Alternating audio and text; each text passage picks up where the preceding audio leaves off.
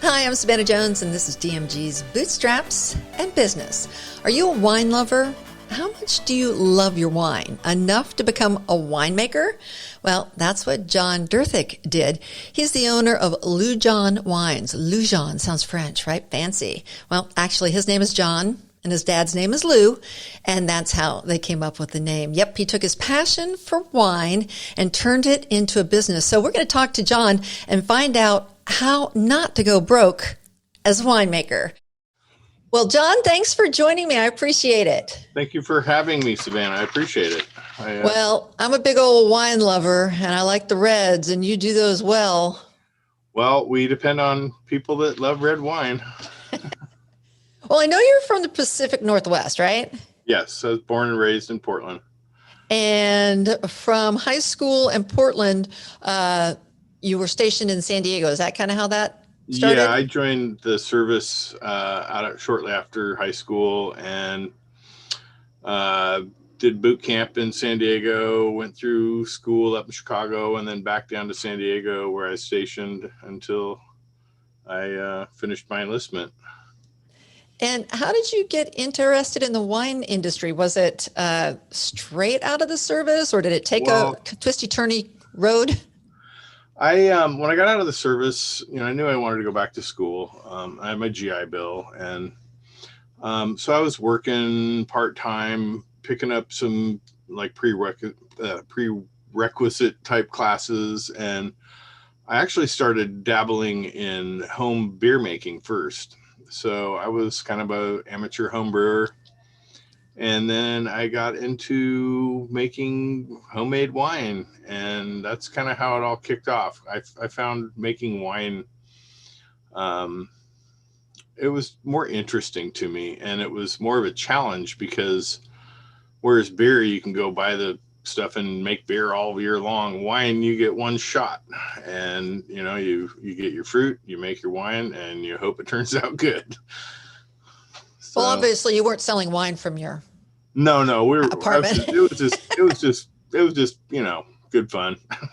Well, then how'd you get into the wine industry? What did the beginning of that look like? So as I started making more and more wine, and I was going to school, I actually got a job at a winery part-time on the weekends at first, in the tasting room, just kind of checking it out. It was something to do, and I needed some extra money, and so my first job was in a little winery here out in Hillsboro, and actually they weren't really little back in the day. They were one of the bigger wineries, and it was kind of eye-opening to me because there's a big difference between making a few gallons of wine in your kitchen and making thousands of gallons of wine in a real winery.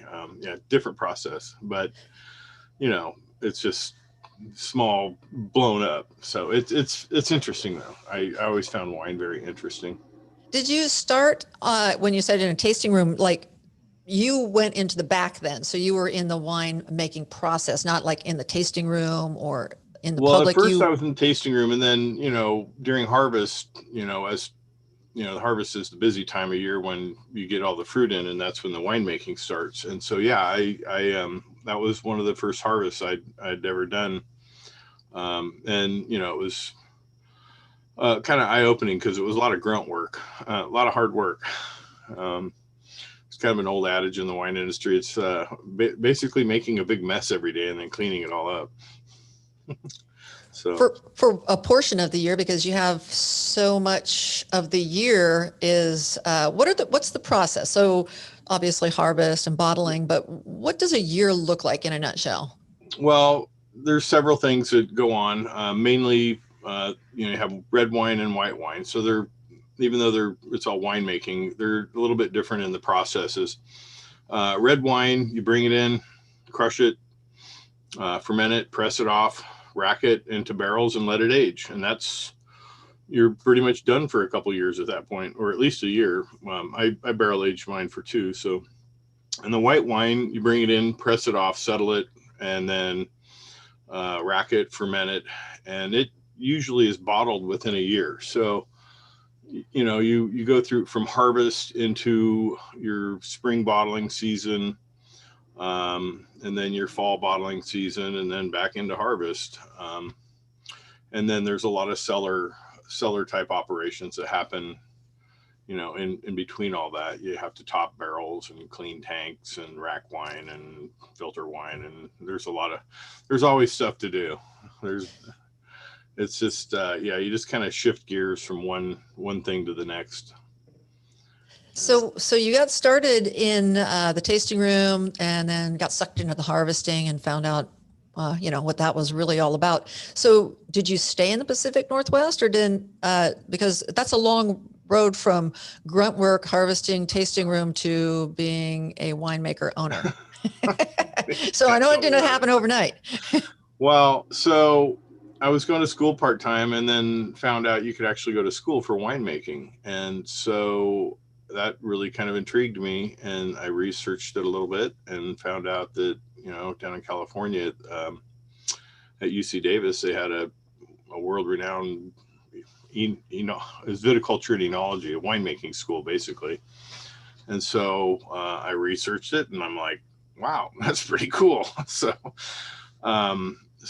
I moved to California and got residence down there and applied to Davis and started going to school for winemaking.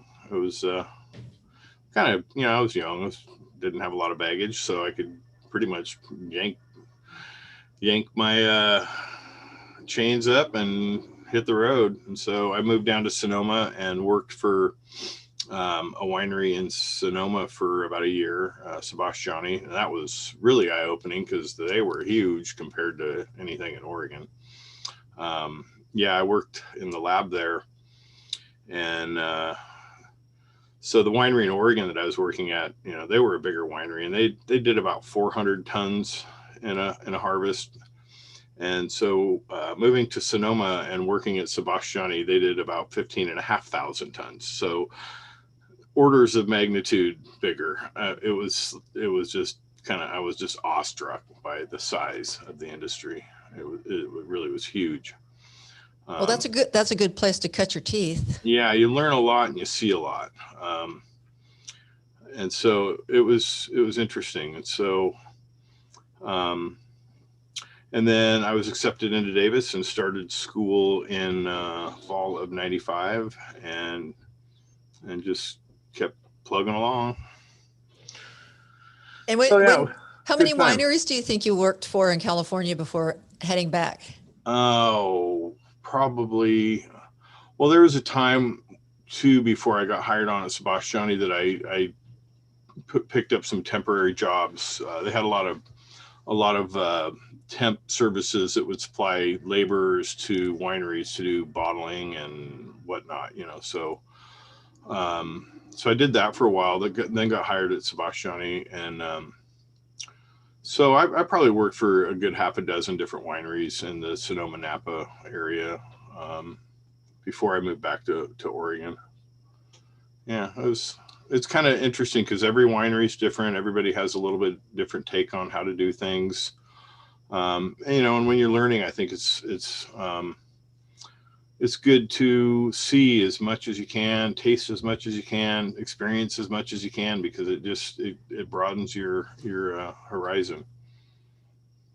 Right. You should get into it, get inside instead of looking in from the outside like me, the wine connoisseur. And I'm not really even a connoisseur. I just like to drink it. Hey, I like tasting. So I kind of probably do it a little differently than most people. But. What got you back into the Pacific Northwest? Because obviously now people know, Willamette Valley is a great area for grapes. Also, Washington, Walla Walla. I mean, the Pacific Northwest has now become its own wine hub. Yeah, Oregon has really gotten a lot of world acclaim. Comparing itself to Burgundy, France, and so it's really grown a huge amount since I when I was working in the industry in the early 90s. It was, I mean, it was substantial, but it was still, baby steps at that point. There might have been 300 or 400 wineries. God, I think there's over 1,200 now. I mean, so it's grown substantially, and we're actually getting a lot of bigger corporate money in too, and really, it's the ground's been proven, and so now it's taking off, and yeah, it's kind of interesting. And even on the east side of the state, you have the Columbia Valley and Walla Walla, Milton Freewater area, the Rocks District, the Columbia Gorge. So Oregon has a lot of diverse growing areas too. Because when I first moved back to Oregon, I wasn't necessarily all hot on the idea of just making Pinot Noir, because when I was in California, I really liked making the big, heavy reds, Cabernet, Merlot, Syrah. So Pinot Noir wasn't necessarily on my radar at the time. And so, I mean, I don't dislike it. I just like Cab better. Is that where you started with Cab? Yeah, that was our first vintage, actually. Under Lujon was our 2005 Walla Walla Cab. Well, so you've got a few years under your belt with Lujon. Yeah, it's amazing how time flies. We started our first vintage was 2005, and I was actually working for another winery at the time. So we did it more as kind of an experimental run. We only did 100 cases. I figured, it was easy to make and didn't have a whole lot of money invested in it. It was kind of, I figured, well, if it all goes sideways, we'll have 30 cases of wine, or a little more than that, about 70 cases of wine to drink. So, or 100, whatever. Yeah, it would last us for a while. I still have some 05 kicking around too. So. Oh my gosh. Well, so what does that journey look like from 05 to 2021? From one cab to where you are now? Well, first, why don't you tell us where you are now? Like, what does your business look like now? This year I did 1,100 cases of Cab. I did about 400 cases of Syrah. Because of the COVID, we cut back on our white production because I have quite a bit in the warehouse. So, I got about, 4,000 cases in warehouse right now, ready to sell. And then I got about another 100 barrels in the cellar aging. So we're, yeah, if you would have told me this 10 years ago, I would have said you're nuts. Well, you also went from one cab to mass production now, but you're also in retail. Yeah. So when we started with our first vintage, it turned out really nice. And we quickly realized there's no way we're going to drink all this. So we better sell it. So since I was working at another winery at the time, we made all these first wines under another winery's license. And then we decided to go ahead and get licensed and then transferred the wine into our bond. And so we really didn't actively start selling until about, I want to say April of 2008. So it takes about 3 years for Cabernet to from start to bottle to sell. It takes a little time. So yeah, at first it was, banging on doors, and I quickly realized that by starting a winery, I made a sales job for myself. And I'd never done sales. Well, I did it in the tasting room, but it not on this kind of a commercial level. So it was a little eye opener for me. I was on a pretty steep learning curve at first. It's about going out and making relationships. You got to find the people that will open doors for you and support you. And it's a lot of work, and it continues to still be a lot of work. And it's a constant battle to stay relevant. And so we're out there pushing all the time.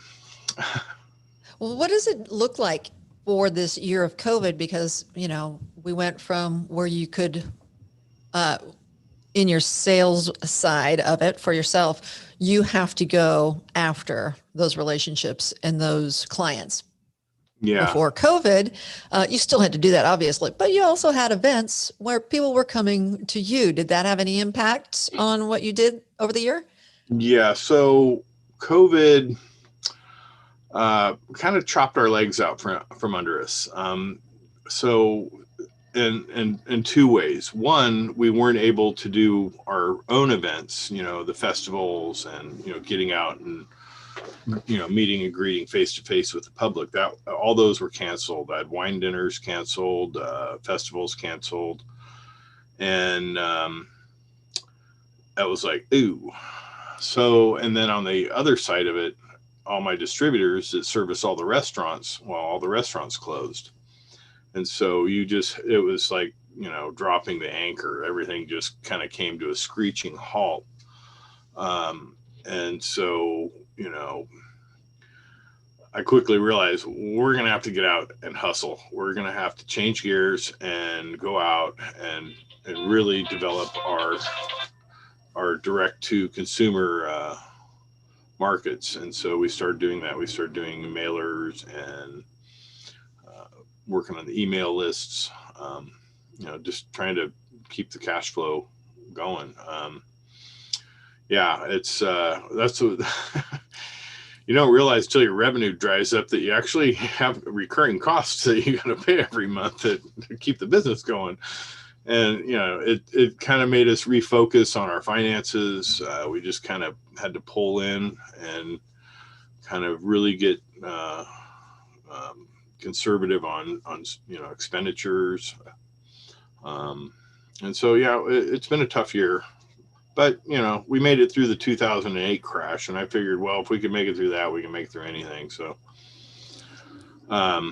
we've always operated in a pretty conservative way also. We don't stick our neck out too far. We just, you just got to be careful. It's kind of it's pretty volatile, and there's so much competition in the wine industry. And I suppose that's true about all industries. But, you go to the grocery store and you look at all the wine on the shelf and it's like, wow. Yeah. It can be a little overwhelming. Well, we are talking in early February. So it's early February 2021.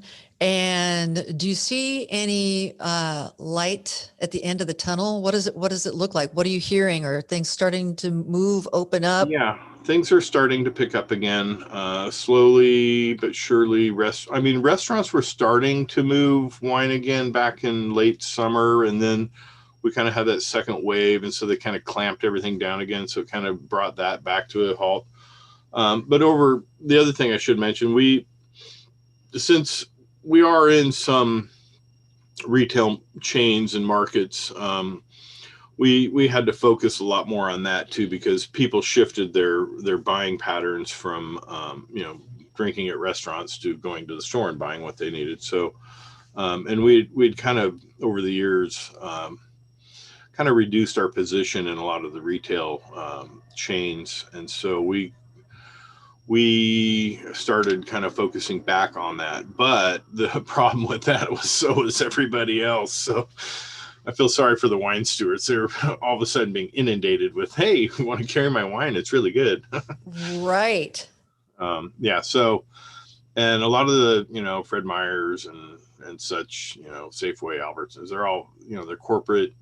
Those chains operate in time scales that are much longer than, a week or a month. They're looking 6-8 months out what they're going to bring in next, or, in some cases, maybe even a year. So the one fortunate thing that happened for us was we did happen to score a deal with Costco in February 2020, which my Cabernet got a very good rating. And so Costco was interested in a significant chunk of that inventory, which was nice because we were able to offload a big chunk of inventory, and that revenue kind of helped us bump along through the year. So yeah, that was nice.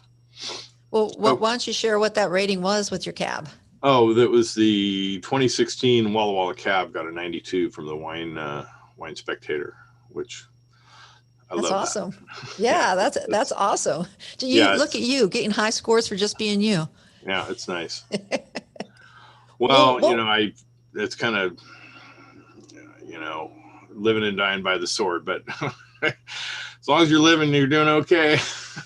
right, right. Well, what would you suggest if somebody is thinking about getting into the wine industry now or studying wine? Like, think back where you were in the beginning of time. Other than don't tell them not to. Don't. Stay in school. um, well, it's always kind of been a passion for me. So, you know, and I don't think a lot of people that get into it realize uh, what they're getting into. For one, they, on several levels, they don't understand how physical it is to make wine in a cellar environment. It's a lot of work, and like even growing grapes, people, oh, I want to have a little vineyard in my yard. It's like, yeah, okay, you want to be a farmer then, because that's what you're going to be, and you're going to have to go out there and farm them unless you contract it out, and then it's going to be very expensive. There's always been this adage in the wine industry, how to make a small fortune in the wine industry is start with a large one. And so, and I see that a lot. It never seems to end. And so, yeah, you got to be pretty frugal. I mean, I was lucky from the standpoint that I've been making wine a long time, so I know how to do it in a way that it's not going to break the bank. So yeah, it's taste. That's one of the things I always emphasize to young people that want to get into wine is taste everything you can. Go out and taste and taste and taste, because you're building a library in your mind of how things taste and how to compare and analytically approach it. And so yeah, it's I've probably tasted 10,000 wines over the course of my life. I can't remember them all. I remember the good ones and I remember the bad ones. Right. It's It's kind of like funny boyfriends. how you do that. You remember the ones that are really, really good, and you remember the ones that are really, really bad. And the rest all just kind of, it's, yeah, I mean, for me, and you go out and work a couple harvests to actually see if this is something you want to do. Because I've seen it a lot of times. People get into it and then they're like, "Oh my gosh, this is not what I expected. This is not what I want." And a lot of people go, actually, everybody I know that gets into the wine industry, they all go out with we're going to make the world's best wine and we're going to sell it for a whole bunch of money. And well, that all sounds great, but that's not the reality that you're going to get struck in the face with, because you're going to go out there and meet resistance on selling your wine. It's not just going to fly off the shelves. You're going to be in a very competitively priced market where you're going to feel like, oh my God, I'm giving my wine away. It's tough. And so you have to really be diligent and kind of crafty to figure out, where to operate. There's a lot of places you can operate. There's niches, but yeah, we're always trying to stay relevant. So it's a challenge, but it's fun. I enjoy it. Lots of challenges, and it goes on all year long. And with your varietals, and you're so dependent on the grapes. I mean, I can't remember if it was last year or not. Crops, if I remember correctly, weren't that stellar last year. We've had, yeah, I mean, that's the thing. We don't grow any fruit at this point. It's for us, I've done the numbers on it. I've looked at buying vineyards. It just makes more economic sense to let the professionals grow the fruit. They know what they're doing. They grow good fruit. It's just cheaper to buy it. Right. A lot less headache too. A lot less risk. There's a lot of risk in farming and growing grapes. It's not as easy as it sounds. And, you're talking $20,000, $25,000, $30,000 an acre to put in a vineyard. It's, it's a significant investment, and you're going to be sitting on that for quite a while before you ever get see any return. And so for us, it just makes more financial sense just to buy the fruit. But yeah, it's an agricultural industry. You're at the mercy of Mother Nature. Um, and we hold our breath every year. Yeah, there's not much you can do about it though. I see a lot of people stressing over it, but I just kind of got to the point where why stress over something that you really have no control over? It's going to be what it is. And so you do the best you can with what you got. So lots of challenging times and challenges in the wine industry and winemaking in particular, because, the buck stops with you. What's the most rewarding part of your job? Because it's been a long haul. Getting a 92 and selling a whole bunch of wine to Costco and getting a big check. Yay! Yeah, I mean, ultimately, yeah, it sounds ridiculous, but it's actually the truth. And a big check is cool.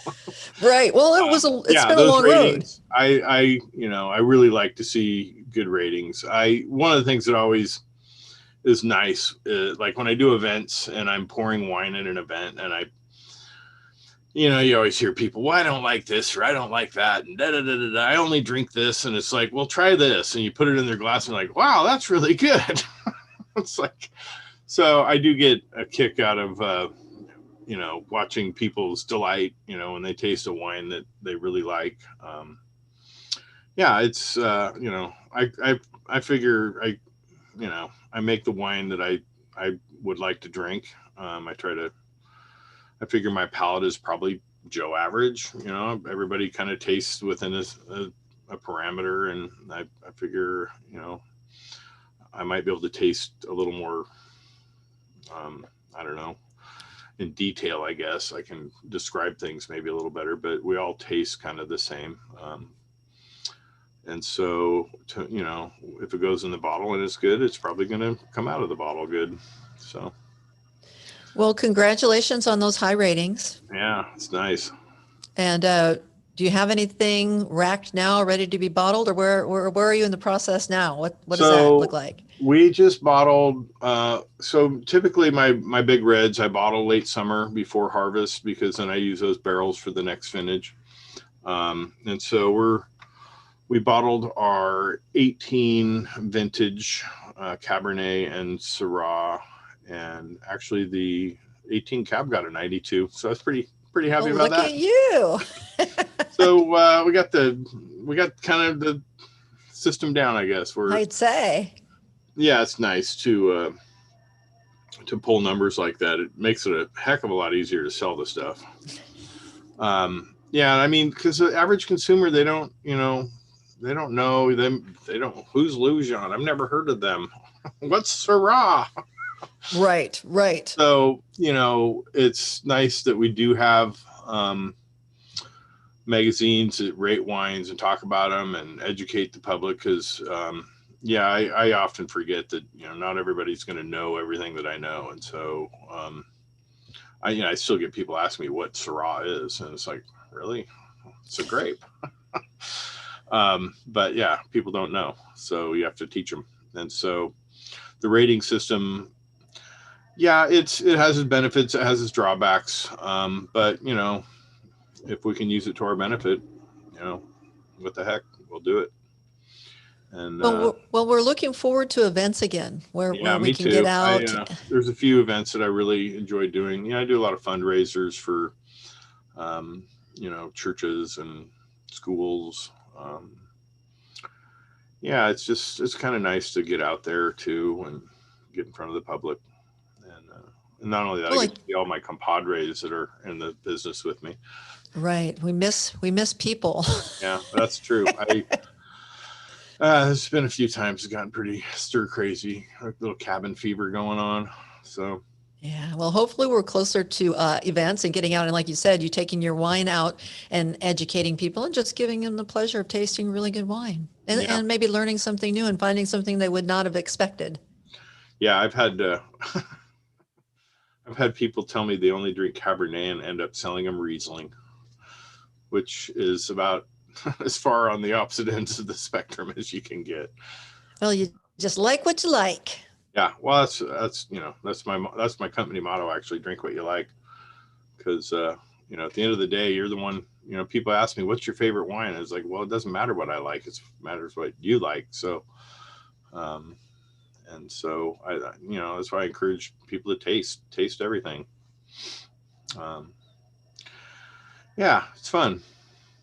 Well, John, thank you so much for joining me today. I appreciate it. Thank you for having me. It's been a pleasure. I pretty much titled this "How Not to Go Broke Being a Winemaker." So hopefully stay an amateur. You gave some insight on staying afloat in the industry. Yeah, it's that's why we started small. When you start small, you don't have a lot out there. You can, but when you're small, you can also be very dynamic. You can shift gears, and if something doesn't work, try something else. We're just able to kind of bump around and find your niche. Well, you have, and thank you for joining me, and thank you for your service. We appreciate it. Oh, thank you, Savannah. It's great. Thank you. Have a great afternoon. Well, we learned a lot about wine and winemaking from John. If you'd like to find out more about John or Lujon Wines, check out the show notes, and you'll find more information about DMG in these podcasts. If you get a chance, subscribe and tell your friends, and thank you for checking us out. We appreciate it.